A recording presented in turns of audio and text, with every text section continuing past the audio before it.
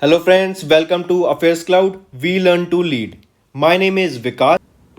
So friends, in this video we will be discussing about some of the most important current affairs of the topic science and technology of the July month. This video will be very helpful to you, so do watch the video till the end. Hit the like button and share the link of this video with your friends. And if you haven't subscribed to our channel, do subscribe. So friends, let's start with the session, but before that we have something important to tell you about.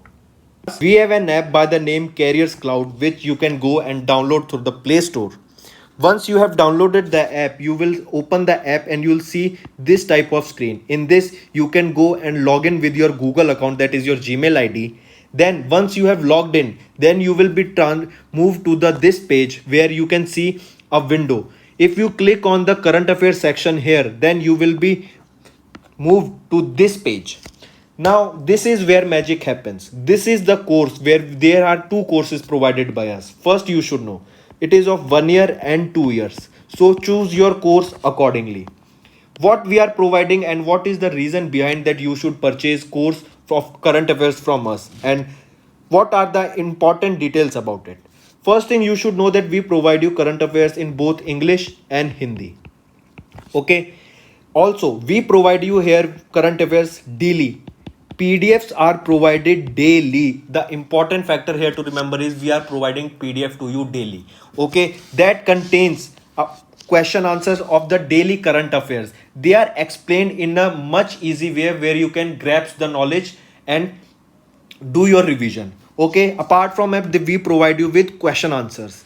Then on every day we provide you 20 question answers quiz, daily 20 questions quiz. So imagine how much it will benefit you in your preparation. Then we provide you same thing for weekly. In weekly we take a quiz of 50 questions.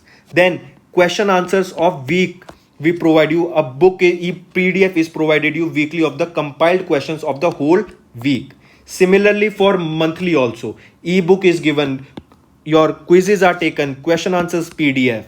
Then apart from it, we also help you to prepare for banking papers. All the banking exams you can go refer to our videos and our courses here. You can see here the we provide you banking and economic quiz of 157 questions. Okay, then topic wise PDFs are covered.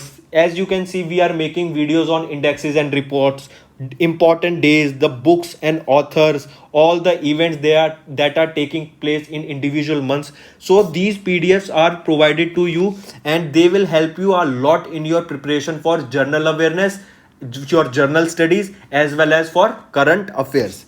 Then you can see we also provide you current affairs for state wise current affairs are provided to you. Apart from this, I have a gift for all of my friends here. If you use my code Vikas10, you will be getting a straight 10% discount on the purchase you make. So when you are about to check out and do the payment, just before the payment, you will be getting an option to use the promo code.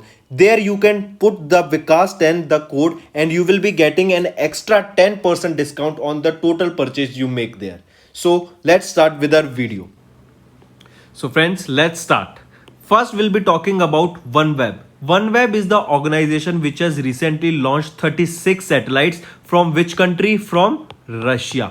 This is the organization that is aiming to provide internet in the northern areas. All right, let me tell you, by the end of the year 2021, it is planned to provide internet services, that is your commercial internet services, in the northern hemisphere, that is the area of north of 50-degree latitude by the end of the year 2021.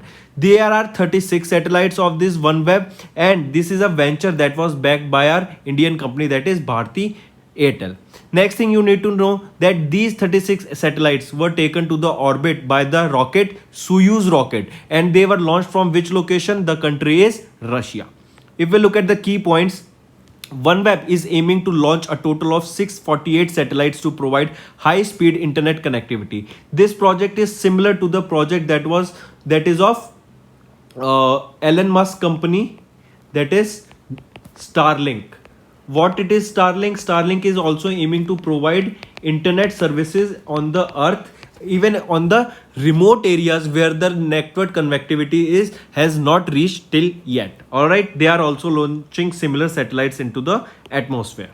Next, OneWeb has resumed satellite launches in December 2020 after emerging from the bankruptcy protection with USD 1 billion in equity investment from a consortium of British government and India's Bharti Enterprise. It has also received investment from Japan's SoftBank and Eutelsat Communication. It is now fully funded and has secured a $2.4 billion in total from investments alone. All right. So this internet services will be, or commercial internet services will be provided in the northern hemisphere of the earth by which company now? OneWeb, and they launched 36 satellites recently using the Soyuz rocket from Russia. Next, read it. Next is saying something related to China and meteorological satellite, and some name is written, that is FY30E. So remember, FY3E. This FY3E is the name of the meteorological satellite that was launched by which organization? It was launched by China. Why did they launch it? To improve weather forecast, monitor sea temperature. So two work will be there of this satellite, that is to improve the weather forecast and to monitor the sea temperature by FY30E, which is a meteorological satellite of which country? It is of China. If we look at the data, CNSA, it is your China National Space Administration, has launched a new meteorological satellite, Fangyong 3E. In short, it is FY3E, aboard a Long Mark 4C. This is the name of the rocket or the carrier rocket from which this Fangyong 3E was taken into the space. From where did they launch? The launch took place from China, called the Dawn satellite. FY3E is the world's first meteorological satellite for civil service in the dawn dusk orbit. The satellite is equipped with 11 advanced remote sensing payloads and has lifespan of 8 years. It can obtain data about temperature, humidity, other parameters, and will help in improving China's weather forecast capabilities. What is a dawn dusk orbit? We just saw here that is said that this will be taking it to the dawn dusk orbit. A dawn dusk orbit is a sun synchronous orbit in which the satellite tracks but never moves into the earth's shadow. That means it will always be in the region between the sun, and if this is sun and this in earth, that means the satellite will always be, if the earth is revolving around sun like this, then this particular satellite will also be in between the sun and earth. Since the satellite is close to the shadow, the part of the earth and the satellite is directly above is always at sunset or sunrise, giving the orbit its name. Next, if we talk about the various functions of this satellite, it will monitor the global snow and ice coverage, sea surface temperature, natural disasters, and environment to better respond to climate change and mitigate extreme weather events. FY3E will monitor solar and space environments and their effects on the earth. Additionally, it will also help in collecting ionospheric data to meet the needs of space weather forecast and supporting services. Alright, so this meteorological satellite, or the world's first meteorological satellite, was launched by which country? It was launched by China. The name is FY3 or Fangyong 3E. It was launched using Long March 4C carrier rocket, and location from which it was launched to is China, and the orbit in which it will be delivered is dawn dusk orbit. Alright, let me add a highlighter for you guys. Alright, that's better. Next we will be talking about ISRO. ISRO has planned to launch a geo-imaging satellite on 12th of August. Alright, but we know this satellite was failed. Alright, you should know the name of the satellite that was planned to be launched, but this satellite actually failed on their launch. So the ISRO, that is your ISRO, Indian Space Research Organization, was planning to launch GSAT-1, that is your geo-imaging satellite 1, that is also geosynchronous satellite launch vehicle 10. Alright, using this GSLV F10 rocket, it was planning to launch GSAT-1, but due to some technical failure during the launch, the flight was aborted. Alright, all you need to know that this will be the 14th flight, and Sriharikota is regarded as the spaceport of India. Moving on. Next, we'll be talking about a teacher-student duo has discovered 3 asteroids. Recently, three asteroids were discovered, and you just need to know the name. And they were discovered by a duo or a couple of a teacher and a student. These three new asteroids were discovered by Bala Bharti, principal of Bharathi Matriculation Higher Secondary School, and G. Ajimuklin, BSc Physics student from the St. Joseph's College from Trichy, Tamil Nadu. The name of these satellites or three asteroids are BBM 2101, BBM 2102, and BBM 2103. These are the name of the three asteroids that were temporarily named as BBM 2101, BBM 2102, and BBM 2103. The discovery was a part of International Astronomical Search Collaboration Citizen Science Program organized by NASA. All right, moving on. Next, we'll be talking about, let's start from the first, data here.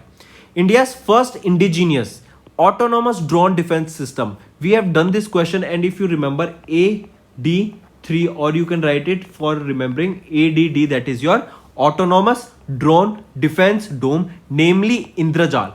All right, as you can see, a type of Indrajal is a type of a net. All right, so autonomous drone defense system, it has been named as Indrajal. A Hyderabad-based Greeny Robotics has developed India's first indigenous drone defense dome that has been named as Indrajal. So who developed the Indrajal? It was developed by Hyderabad-based Greeny Robotics. This is the name of the organization, Greeny Robotics. The Android drone dome provides a 24/7 protection to a large area city of 1000 to 2000 square kilometer against threats such as unmanned aerial vehicle. They are the UAVs. Incoming, these are basically the unmanned air vehicles are the drones. Do remember them, drones. Incoming weapon that has missiles, loitering munitions, and low radar cross sections target autonomously. It provides real-time situation updates. So coming back, AD3, or you can name it as Indrajal. It is autonomous drone defense dome that was developed by Greeny Robotics of Hyderabad. If we talk about Indrajal, it is a comprehensive three-dimensional geographic information system based display system for C4ISRT, that is to command, control, communicate, computers, intelligence, surveillance, reconnaissance, and targeting. It is an autonomous defense weapon system composed of 9 to 10 technologies such as artificial intelligence, cyber security, robotics to identify the counter threats. All right, moving on. Next, we'll be talking about Matsya Setu. What is Matsya Setu? It is a virtual learning app. All right, who launched this? It was launched by Honorable Union Minister of Ministry of Fisheries, Animal Husbandry and Dairying, Shri Giriraj Singh, launched this online learning application, that is Matsya Setu. All right, if we look at it, Ministry for Fisheries, Animal Husbandry and Dairying launched this. If it is asked about ministry, if the name of the person or the minister is asked, it is Giriraj Singh. It is an online course mobile application that is for what? Virtual learning platform that such as Byju's. All right. So it is Matsya Setu to spread latest freshwater aquaculture technologies to aqua farmers of India. The app has been developed by Indian Council of Agriculture Research, and the department is Central Institute of Freshwater Aquaculture developed this Matsya Setu app with the funding supported from the National Fisheries Development Board of Hyderabad. The objective for developing this application was to educate the fish farmers in India about the latest freshwater aquaculture technologies. If we talk about the key points, the app will spearhead the technology-led aquaculture development in India.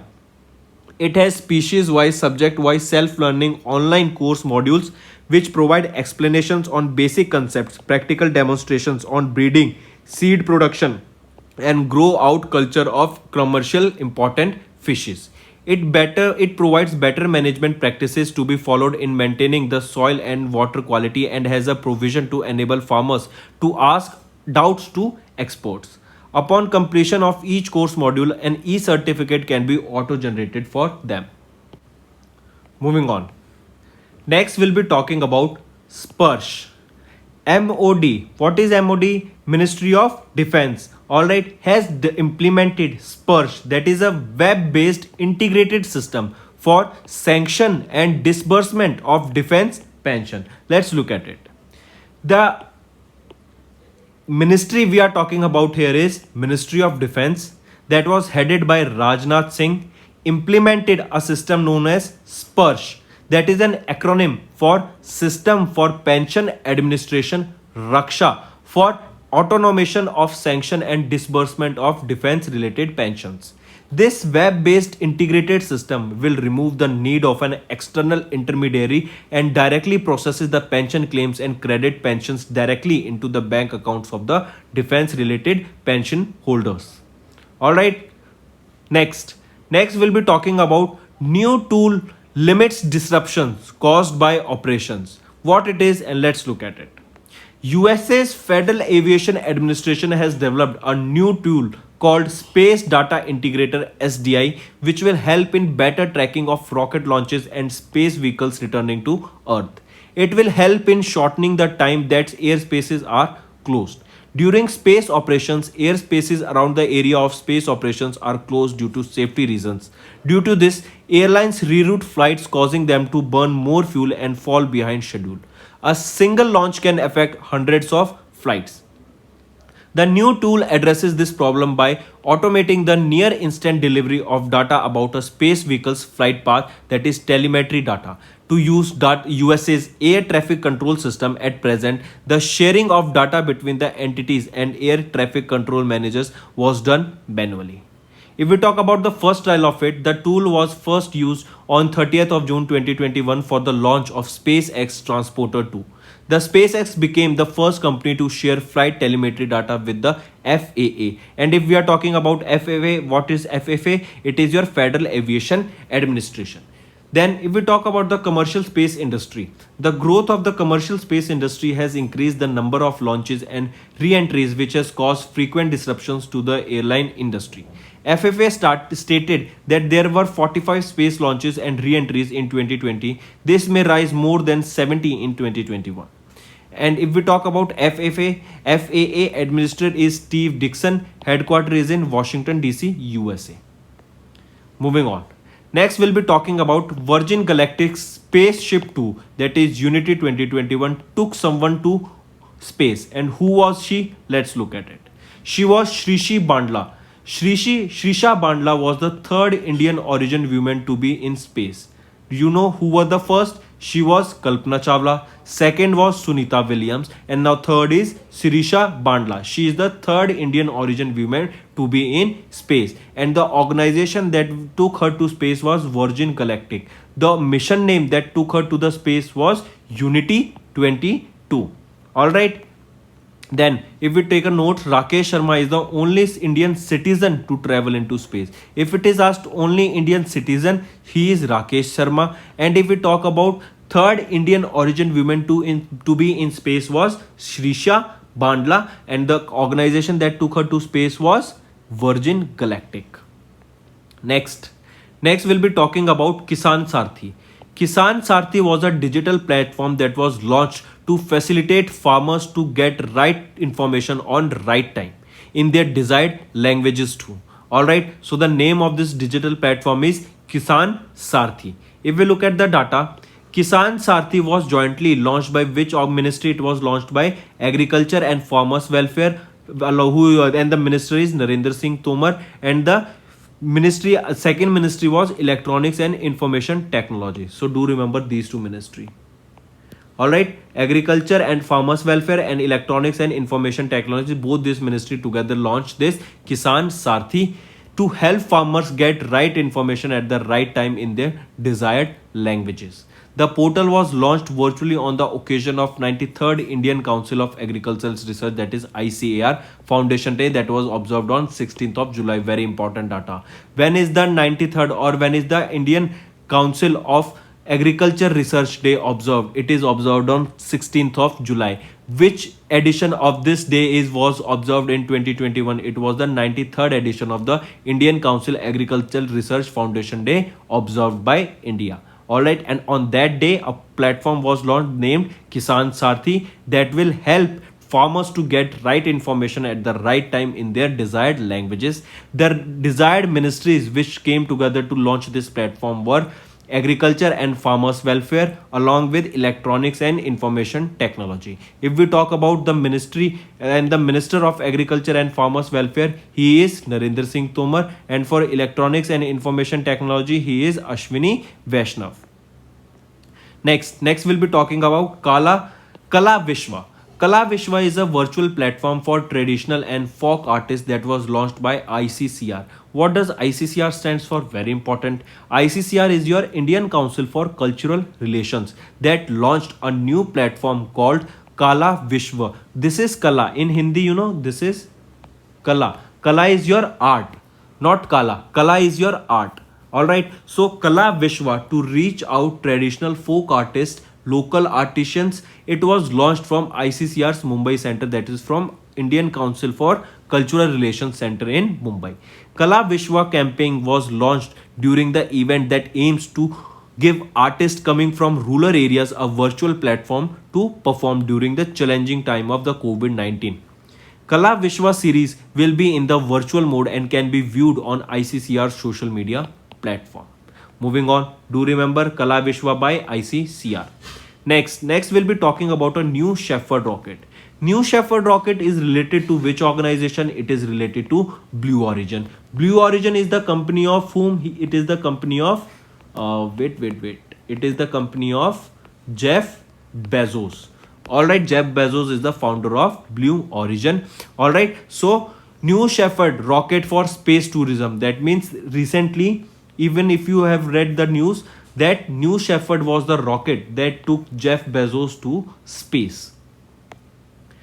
New Shepard rocket system built by Blue Origin, a company owned by Amazon's founder Jeff Bezos, successfully completed its first human space flight with 4 people on board. It was launched from a private launch site near Texas. The 4 members in the space flight were Jeff Bezos, Mark Bezos, the brother of Jeff Bezos, Wally Funk, 80 years old, oldest to ever fly in space, and Oliver Damon, who is 18 years old and the youngest ever to fly in space.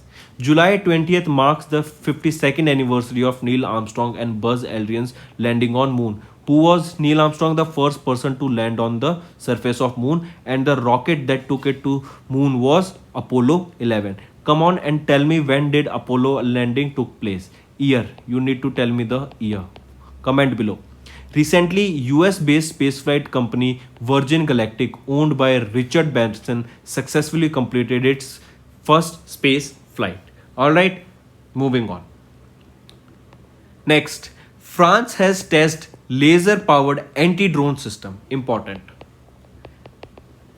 A laser-powered anti-drone system was recently tested by which country? It was tested by France. And the name of this laser-powered anti-drone system is Helma P. High energy laser for multiple application power. This was tested by French Armed Force, a laser-powered anti-drone system to destroy a drone during a test of technology conducted near the Atlantic coast in southwestern part of France. Helma P, which is manufactured by French startup Silas, is capable of detecting lightweight commercial drones from a distance of up to 3 kilometers. It can track and destroy drones once they are within 1 kilometer radius of the system. The laser ray produced by the prototype is 1 million times more powerful than the one used by the QR code readers. The system can be used to protect military bases and nuclear plants, as well as major events against small low-flying drones that can escape radar detection. France is aiming to use the technology to protect the Paris 2024 Olympic Games. If we talk about France, president is Emmanuel Macron, capital is Paris, and the currency is Euro or CFC franc. Next we'll be talking about NOCA. NOCA is a lab module that was launched to the International Space Station by which country? By Russia. Russia's space agency Roscosmos successfully launched NOCA, also called as Multi-Purpose Laboratory Module, to the International Space Station on board Proton M booster rocket. The rocket was launched from Russia's space facility in Kazakhstan. Nauka is Russia's largest space laboratory. It will provide more room for scientific experiments and space for the ISS, for the crew in ISS. All right, Nauka launched by Russia. Next, we'll be talking about China. China to activate world's first clean nuclear reactor, and one of the most important news is this. All right, world's first clean and commercial nuclear reactor was launched by which country? It was launched by China. China's scientists have unveiled plan for the first of its kind commercial nuclear reactor which runs on liquid thorium rather than uranium. This prototype reactor, being developed by a team of scientists at the Shanghai Institute of Applied Physics, will be completed by August, and the first test will be begin in September. A full-scale commercial reactor is expected to be ready by 2030. This uses molten salt instead of water for cooling. Molten salt reactors. Instead of using fuel rods, molten salt reactors will dissolve thorium into liquid fluoride salt before sending this mixture into the reactor's chamber, which is above 600 degrees Celsius temperature. If there is a leak, the molten salt cools enough effectively so that it seals in the thorium and prevents any significant leaks.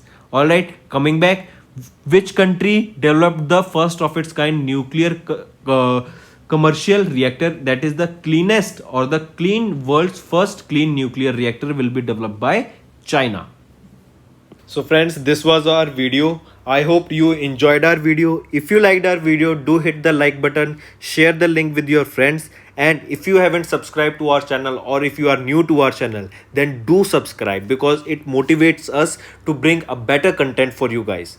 Also, if you have any trouble regarding login or payment or any other issues, then you can reach to us on our mail, that is support@affairscloud.com, or you can call us on the number 9677333862, and we'll resolve your issue as soon as possible. Also, you should go and check our courses that are available at a very reasonable price, and that will help you to boost your preparation.